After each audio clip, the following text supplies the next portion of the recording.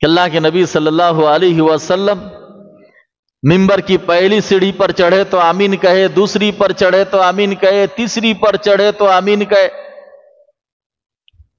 بعد میں صحابہ نے پوچھا کہ اللہ کے نبی آج آپ نے ایک ایسا عمل کیا ہے کہ اس سے پہلے ہم نے کبھی یہ نہ دیکھا نہ سنا ہے۔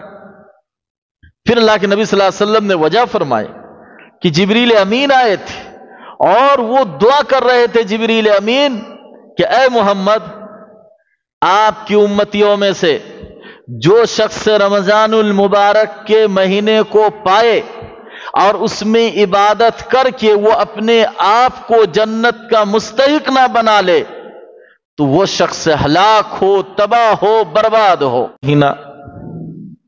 اب چونکہ ہمارے بیچ چند دن رہ گئے ہیں، جیسے ہی یہ چند دن ختم ہوں گے ہم رمضان المبارک کے مہینے میں داخل ہو جائیں گے۔ یہ رمضان المبارک کا مہینہ اتنا بابرکت مہینہ ہے، اتنی نیکیوں کا مہینہ ہے کہ ہم اس کو شمار نہیں کر سکتے ہیں۔ اس مہینے کا پانا ہی یہ خوش نصیبی ہے، بہت خوش نصیبی ہے۔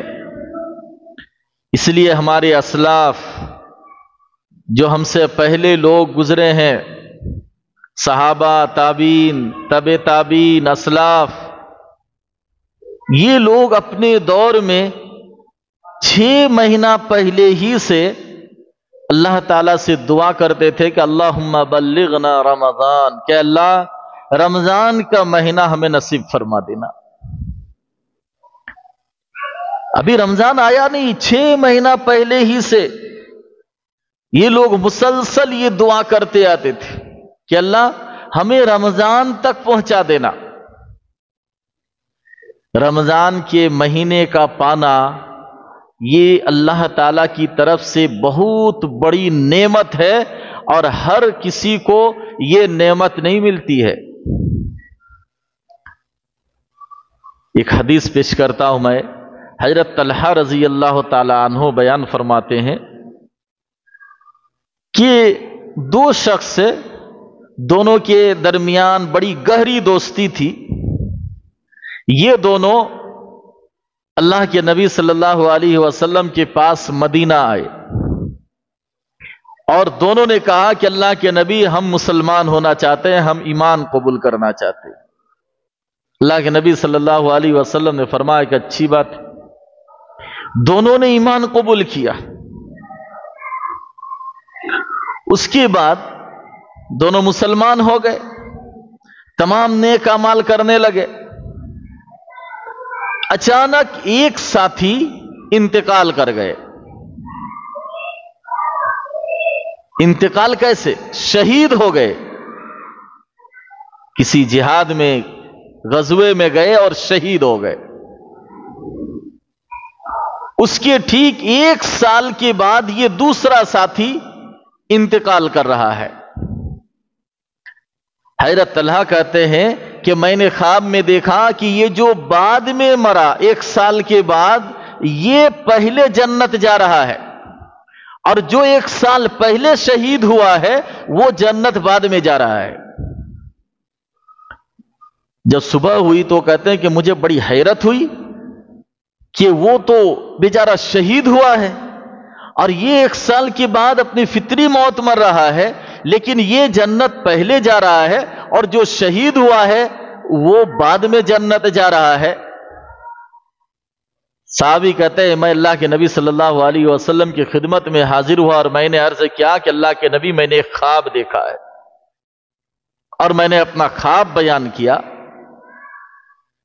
تو کہتے ہیں کہ اس مجلس میں جتنے صحابہ تھے سب کو حیرت ہوئی کہ وہ ساتھی تو شہید ہوئے اور یہ 1 سال کے بعد فطری موت مرا، پھر بھی یہ جنت پہلے۔ اللہ کے نبی صلی اللہ علیہ وسلم نے فرمایا کیا تم لوگوں کو تعجب ہے اس بات سے؟ تمہیں حیرت ہو رہی ہے؟ کیا ایسا نہیں ہوا کہ یہ جو 1 سال اس کے بعد زندہ رہا، اس نے 1 مہینہ رمضان المبارک کا پایا۔ اس نے اس میں روزے رکھے، نمازیں پڑھی، اور اتنی نیکیاں زیادہ ہو گئی کہ اس شہید سے پہلے یہ جنت میں چلا گیا۔ تو رمضان المبارک کے مہینے کا پانا یہ بڑی سعادت مندی کی بات ہے، خوش قسمتی ہے۔ اب پا تو لیں گے ہم انشاءاللہ۔ بڑے شوق سے لوگ انتظار بھی کر رہے ہیں، بڑی تیاریاں بھی چل رہی ہے۔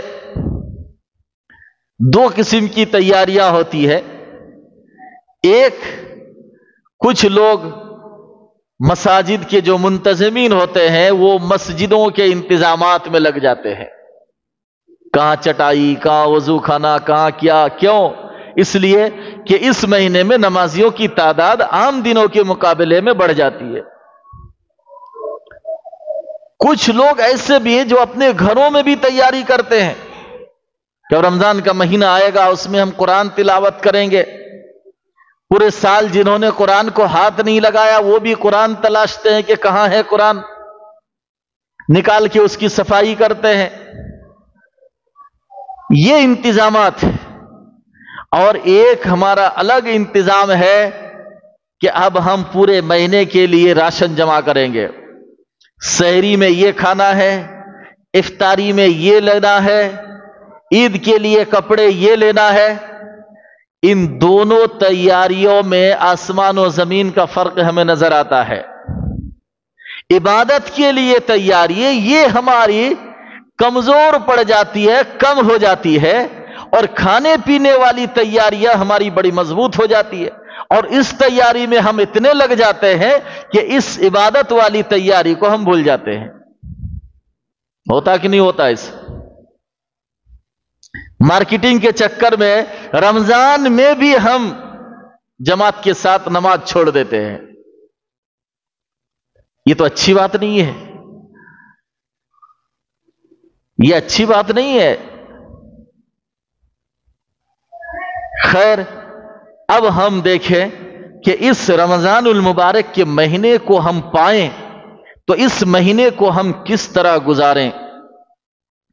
کیا عام دنوں کی طرح جس غفلت اور جس سستی میں ہم دن اور رات گزار رہے ہیں، کیا یہی سستی اور غفلت رمضان میں بھی ہماری رہے گی؟ نہ، تب تو پھر آپ نے رمضان کے مہینے کی قدر ہی نہیں کیا، اس مہینے کا آپ نے حق ہی ادا نہیں کیا، اور آپ خوش قسمت لوگوں میں شمار نہیں ہوں گے اللہ تعالیٰ کے یہاں۔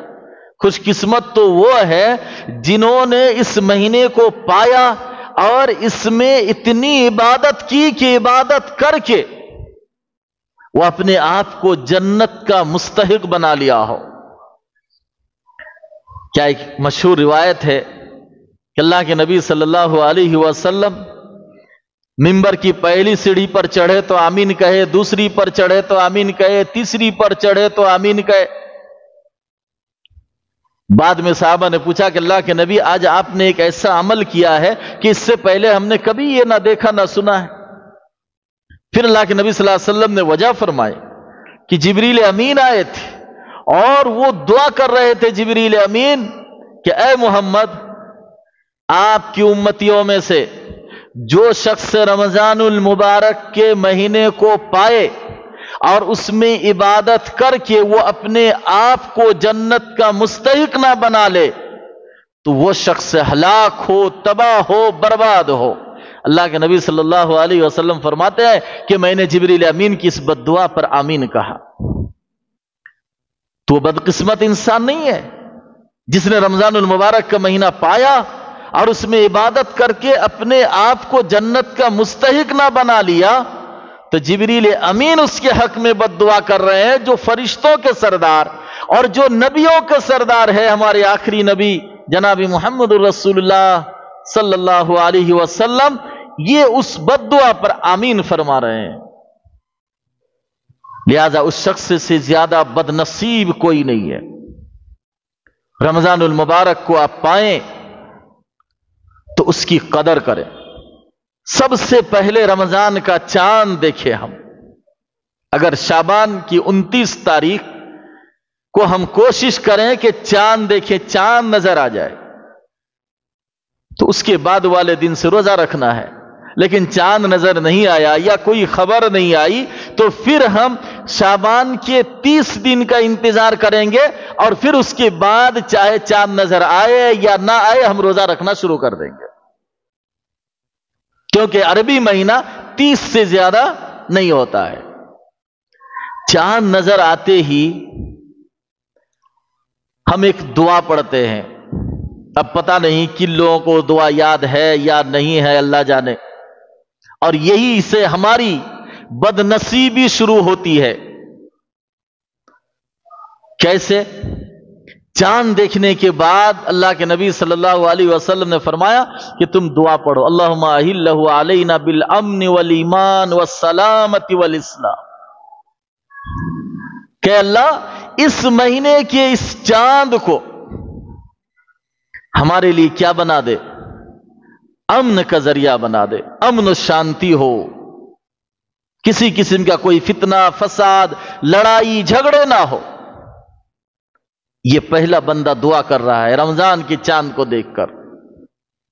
والایمان، اے اللہ اس مہینے میں ہماری ایمان کو تازہ کر دے، مکمل کر دے، ہم مومنانہ زندگی گزاریں، ہم وہ کام کریں جو ایک مومن کے شایان شان ہے۔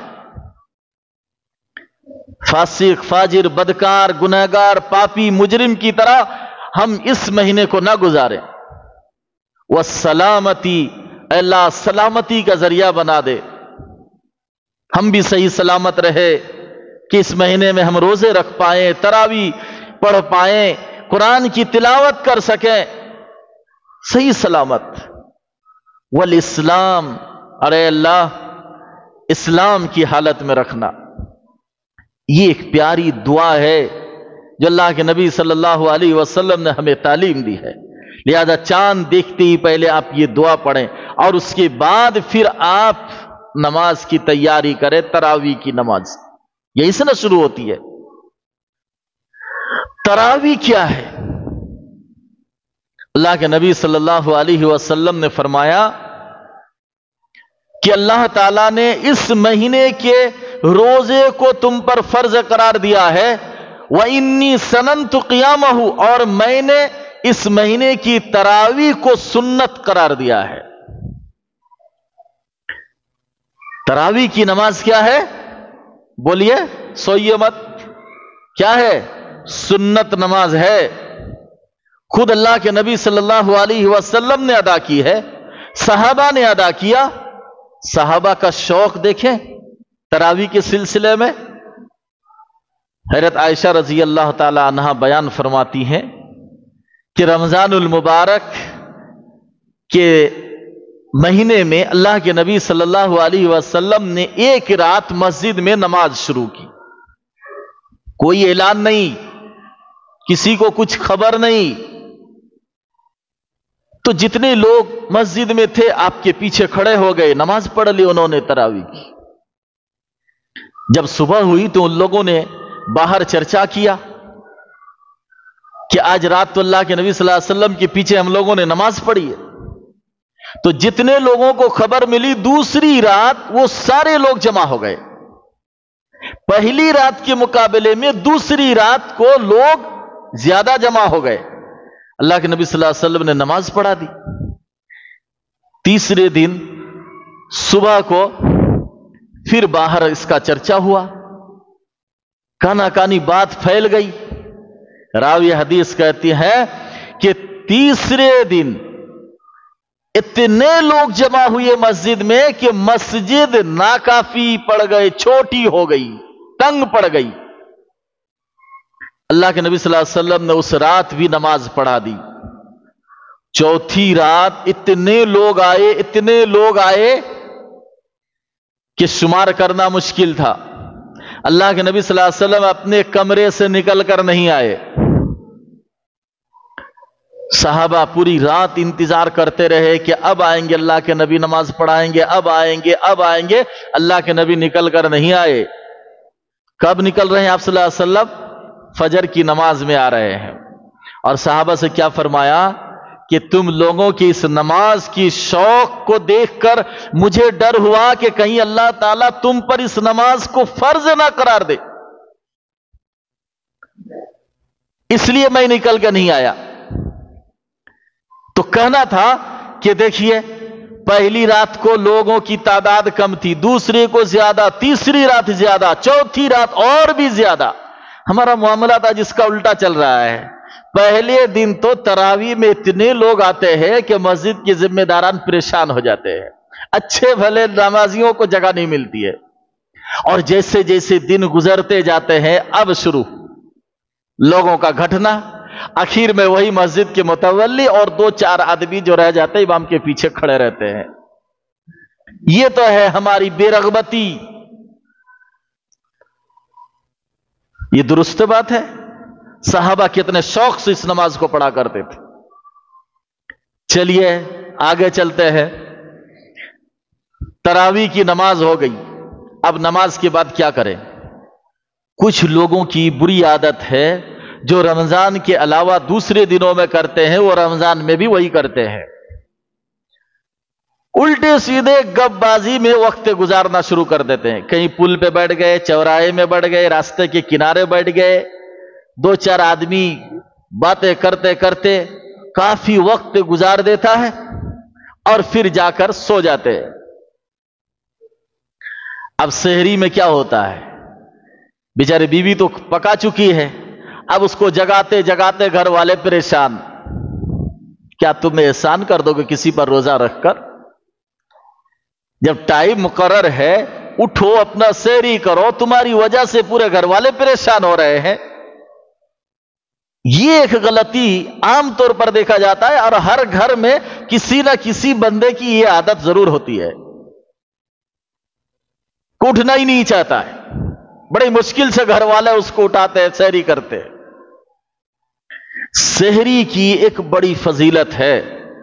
اللہ کے نبی صلی اللہ علیہ وسلم نے فرمایا کہ سحری کرو، سحری میں برکت ہے۔ کس چیز کی برکت ہے؟ یہی برکت ہے کہ اس تھوڑے سے کھانے کی وجہ سے دن بھر تم کو کھانے کا خیال نہیں آئے گا، جسم میں تمہاری طاقت آئے گی، روزے کو پورے کر سکو گے، یہ برکت ہے۔ اب سحری کے لیے ہماری مائیں اور بہنیں جو اٹھتی ہیں رات کو پکانے کے لیے، میں ان سے کہوں گا، سنیے، قرآن کریم میں اللہ تعالیٰ نے ایک جگہ مومنوں کی اوصاف بیان کرتے ہوئے فرمایا وَبِالْأَسْحَارِ هُمْ يَسْتَغْفِرُونَ۔ سحری کے وقت نیک لوگ اٹھ کر اللہ تعالیٰ سے استغفار کرتے ہیں، اپنے گناہوں کی معافی مانگتے ہیں۔ لہذا جب ہماری مائیں اور بہنیں رات کو اٹھے سحری پکانے کے لیے تو وہ اپنی زبان پر استغفار جاری رکھے، تسبیح پڑھے، لا الہ الا اللہ کا ورد کرے، استغفر اللہ پڑھے، اللہ تعالیٰ سے اپنے گناہوں کی معافی مانگے۔ اگر آپ میں سے بھی کسی کو یہ توفیق مل جائے کہ سحری کرنے کے لیے جب آپ اٹھتے ہیں تو اس وقت 10 منٹ وقت نکال کر آپ بھی اللہ تعالیٰ کے سامنے اپنے گناہوں کی معافی مانگ لیا کریں، کیونکہ وہ رات کے آخری پہر میں دعا کی قبولیت کا وقت ہے، دعا قبول ہوتی ہے۔ لیکن سحری کھانے کے چکر میں اتنے اہم وقت کو بھی ہم گزار دیتے ہیں۔ اب آگے چلیے، سحری کھانے کے بعد فطری طور پر لوگوں کے جسم میں کچھ سستی کاہلی چھا جاتی ہے۔ اب وہ کیا کرتے ہیں، جیسی اذان ہوئی کہتے ہیں چلو 2 رکعت گھر ہی میں پڑھ دیتے، سو جاتے ہیں۔ یہ بہت غلط بات ہے۔ نماز آپ کو جماعت کے ساتھ پڑھنی ہے۔ سحری کھائی وہ ایک عبادت ہے، اور پھر فجر کی نماز آپ آ کر جماعت کے ساتھ پڑھیں گے، یہ بھی ایک عبادت ہے۔ ایک کی وجہ سے دوسرے کو آپ ہرگز نہ چھوڑے، سستی نہ برتے۔ آپ سحری کریں اور فجر کی نماز با جماعت آپ مسجد میں آ کر ادا کریں۔ پہلے 2 رکعت سنت پڑھیں، پھر فجر کی نماز پڑھیں، اور پھر اطمینان سے ذکر و اذکار کرنے کے بعد آپ یہاں سے جائیں۔ اس وقت سے لے کر ظہر تک آپ ایک دم فری ہیں۔ آپ اپنی تجارت، بزنس، دکانداری جو کچھ ہے آپ کیجیے، آپ کی جو ڈیوٹی ہے، لیکن اس کا آپ خیال رکھیں کہ کوئی شخص اگر کوئی مشکل کام کر رہا ہے تو اپنے کام کو تھوڑا ہلکا کر لے رمضان کے مہینے میں، صرف رمضان کے مہینے میں. کہیں ایسا نہ ہو کہ ان مشکل کاموں کے کرنے کی وجہ سے پھر باقیہ دین جو باقی رہ گئے ہیں ان میں ان کے لیے روزہ رکھنا مشکل ہو جائے یا روزہ کو پورا کرنا مشکل ہو جائے. اس لیے اللہ کے نبی صلی اللہ علیہ وسلم نے رمضان المبارک کے مہینے میں صحابہ کو یہ حکم دیا کہ تم لوگ اپنے نوکروں سے رمضان کے مہینے میں کام ہلکا کر دو، ان کی ڈیوٹی چھوٹی کر دو، کیونکہ وہ بھی روزے سے ہیں. یا تو خود آپ مختار ہیں، لہذا کوئی شخص ایسی بضد ہو کر ایسے کام میں نہ لگ جائے کہ اس کام کو کرنے کے بعد پھر اس کے لیے روزہ رکھنا مشکل ہو جائے. تھوڑا آرام کرے، دوسرے دنوں کے مقابلے میں تھوڑا سا اپنے جسم کو آرام پہنچائے. آپ نے ظہر کی نماز پڑھ لی، اس وقت سے لے کر عصر تک پھر آپ فری ہیں. آپ چاہے تلاوت کریں، ذکر و اذکار کریں، اور پھر اس کے بعد عصر کی نماز پڑھ لیے. آپ عصر کی نماز کے بعد کیا ہوتا ہے اب سنیے، اب افطاری کی تیاری میں لگ جاتے ہیں. افطاری کی تیاری میں لگ جاتے ہیں، اچھی بات ہے، لیکن افطاری سے کچھ پہلے سارے افراد گھر کے بیٹھ جائیں، فارغ ہو جائیں کام سے. ہماری مائیں بہنیں بھی سب بیٹھ کر اللہ تعالی سے دعا کرے. یہ دعا کی قبولیت کا وقت ہے. اللہ کے نبی صلی اللہ علیہ وسلم نے فرمایا کہ افطاری سے پہلے کا جو وقت ہے یہ دعا کی قبولیت کا وقت ہے، تم دعا کرو. یہ بھی کتنا بابرکت وقت ہے. لہذا اس وقت کو ہم گنوا دیتے ہیں، گزار دیتے ہیں کن چیزوں میں؟ افطاری کی تیاری میں. یہ لاؤ، وہ لاؤ، یہ کرو، یہ کرو، یہ ادھر دوڑ، یہ ادھر بھاگ، یہ کر کے ہم اس بابرکت وقت کو ختم کر دیتے ہیں، گزار دیتے ہیں. اور خاص طور پر ہمارے جو نوجوان لوگ ہیں یہ لوگ اس وقت موٹر سائیکل بڑی تیزی کے ساتھ چلاتے ہیں. یہ لانے کے لیے جانا ہے، وہ بھول گیا، وہ چھوٹ گیا ہے، اب ٹائم بھی کم ہے. کیا ضرورت ہے؟ آپ اپنے آپ کو خطرے میں کیوں ڈال رہے ہیں؟ نہیں دیکھ رہے ہیں آپ کا ہر دن کوئی نہ کوئی ایکسیڈنٹ ہو جاتا ہے؟ آپ کے غلط اور رف گاڑی چلانے کی وجہ سے ایکسیڈنٹ ہو گئے خدا نہ خواستہ، تو رمضان کا مہینہ گھر والوں کے لیے مصیبت بن جائے گی. نہیں بنے گی مصیبت؟ اب وہ لوگ گھر والے سوچے تھے کہ آرام سے امن و شانتی کے ساتھ اس مہینے میں روزے رکھیں گے، عبادت کریں گے، اور آپ کی تھوڑی سی مسٹیک کرنے کی وجہ سے خطرہ آپ نے مول لیا، پورے گھر والے مصیبت میں پھنس گئے. رمضان کہاں گئے، روزے کہاں گئے، تراویح کہاں گئے، سب بیکار، الٹی مصیبت ہو گئی. یہ غلطی آپ ہرگز نہ کریں. کوئی جلد بازی نہیں، ایک دن کا معاملہ نہیں ہے، پورے ایک مہینہ آپ کچھ پہلے ہی سے تیاری کر لیں. اور اگر کوئی ایٹم آپ بھول بھی گئے ہیں تو کیا اس کے بغیر افطاری نہیں ہو سکتی ہے؟ آج نہیں لیے پھر کل لیں گے. یہ کچھ غلطیاں ہیں موٹی موٹی جو ہم جانے انجانے کر بیٹھتے ہیں اور پھر اس کے پیچھے ایک بڑا نقصان ہو جاتا ہے. آپ افطاری کر لیں، لیکن افطاری کی چکر میں آپ مغرب کی نماز نہ چھوڑیں جماعت کے ساتھ. کچھ لوگ اتنا لمبا افطاری کرنے لگ جاتے ہیں کہ مغرب کی نماز ہی جماعت کے ساتھ چھوٹ جاتی ہے. یہ بھی آپ نہ کریں. آپ کو بہت زیادہ کھانا ہے تو نماز کے بعد پھر ایک بار بیٹھیے گا دسترخوان پہ، پہلے تھوڑا سا کھا کے آئیے، جماعت کے ساتھ نماز پڑھیں، اور پھر جا کر آپ اطمینان کے ساتھ اب کھائیے پیجیے، کچھ بھی کرو، پوری رات ہے. تو یہ ہے. اور پھر ٹائم شروع ہو جاتا ہے تراویح کی، پھر وہیں سے بات شروع ہو جاتی ہے. تو یہ چند موٹی موٹی باتیں تھیں جو جس کی میں نے ضرورت محسوس کی اور آپ کے سامنے پیش کیا. اللہ تعالی ہم سبوں کو عمل کرنے کی توفیق عطا فرمائے. آمین. کسی کو کچھ پوچھنا ہے تو پوچھ سکتے ہیں.